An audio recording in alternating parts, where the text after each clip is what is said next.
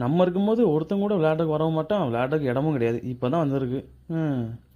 நம்ம ஊர் பெரிய கோயில் கும்பாபிஷேகத்துக்கு ரெடி ஆகிட்டு இருக்கு. எல்லாரும் வந்துருங்க.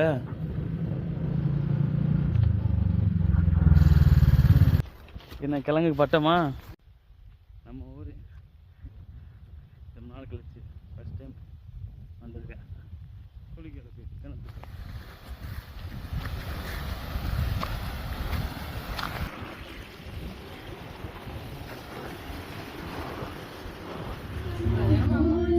பயன்படுத்தணும்.